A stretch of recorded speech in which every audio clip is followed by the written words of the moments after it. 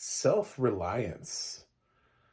This is written and directed by Jake Johnson. It also stars Jake Johnson. So it tests you on how much you love Jake Johnson. And my answer is, sir, I watched Ride the Eagle.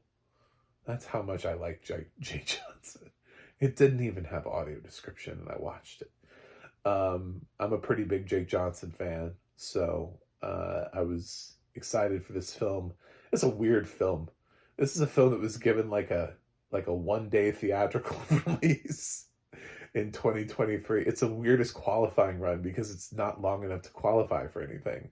I don't know what they were doing. They were satisfying, I guess maybe Jake had a contractual obligation to that the film had to premiere in theaters so that it would be considered a theatrical debut for him. I guess that would be my guess.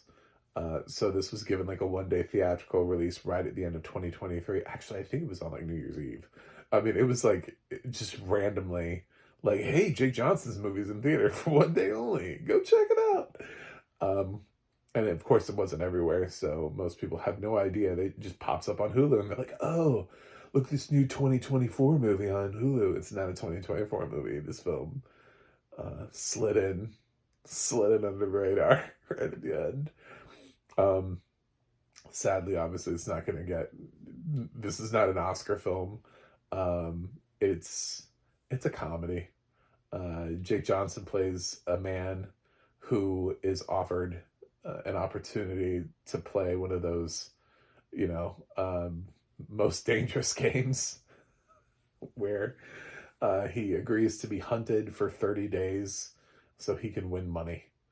And how that and it's a show, I guess, that rich people also watch while the hunters are hunting him. I don't want to spoil too much. It's funny because it's got people in here playing themselves, like Andy Samberg just pops up as himself. Actually, quite a bit too. It's not even a cameo. He just is himself. So it's a very interesting film. Anna Kendrick co-stars here. She has quite a bit to do. So the bench is kind of deep with some people playing characters and other people playing themselves. Like Wayne Brady also plays himself. But like Christopher Lloyd comes in here, not as himself. It's a grab bag.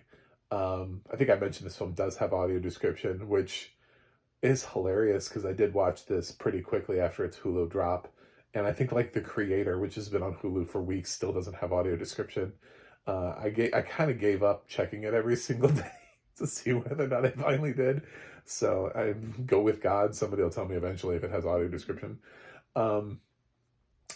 It's so, yeah, they prioritize this. Great. I mean, please prioritize more films. But it actually did drop with audio description. It's fine. It's funny.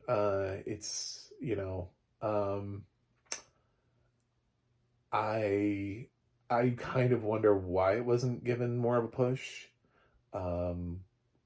Because I look at it and I think about how few comedies we really put into theaters anymore, and why a film like No Hard Feelings got so much random press it almost felt like an event. And like a lot of comedies just kind of go to streaming now. Like that's their thing. That's what we do. We just send them to streaming, but they feel so uneventful when they go to streaming. We need more comedies in theaters.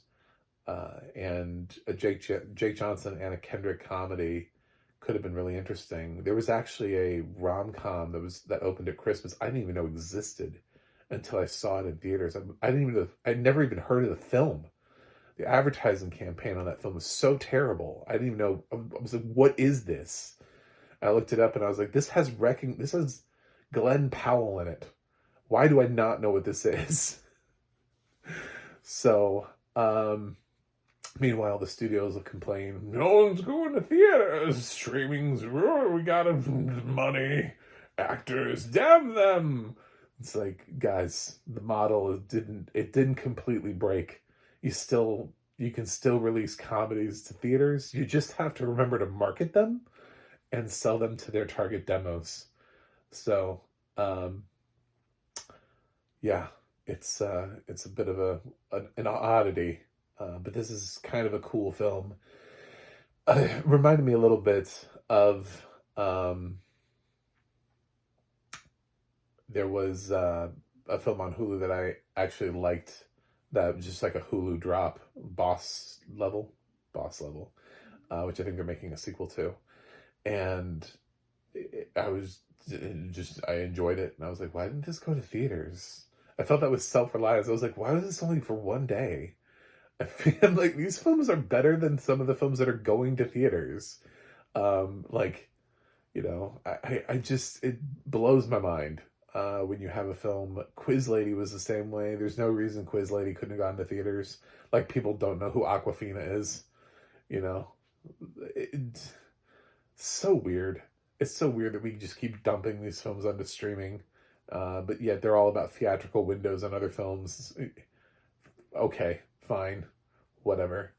But Jake deserved more with this film, which I believe is his directorial debut, which is why he wanted it in theaters, to at least debut, so he could say his film debuted as a theatrical release.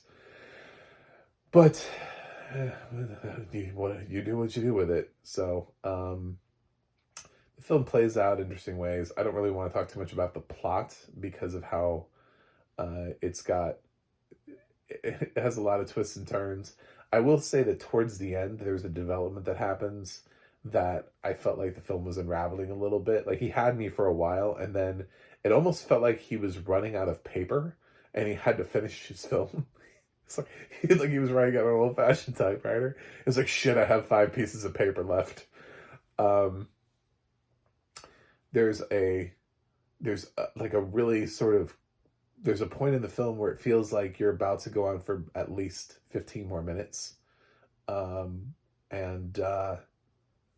then you don't. Like, it wraps it up way quicker than that. Best way I could say is the reason why the film is scored low is he's offered an opportunity to continue, which he accepts. And then he has some sort of revelation in the middle of like a warehouse. And then we're like, oh, well, we don't need the film to continue because he found himself. So it feels like kind of like we just, I don't even know how we got there. I was like, what are you doing, Jake? You were doing so good up until this point. I was so there for you. I loved when he was sitting there and he was talking to his family and he's like, there's a ninja outside. And like, his family didn't believe him. And it's just, there's so many times where I giggled at this film and I thought it was so funny. And then he just shits the bed.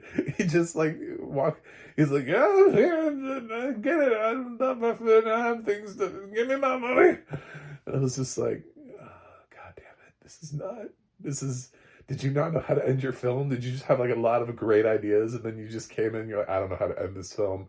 So I hate the ending to this film. This is the best way I can say. And it never gets any better. He thinks he's got this like cute little ending that I know he thought was cute. I know he's like, I'm just gonna end it right here. People are gonna love this. I was like, no, come on, Jake. Come on.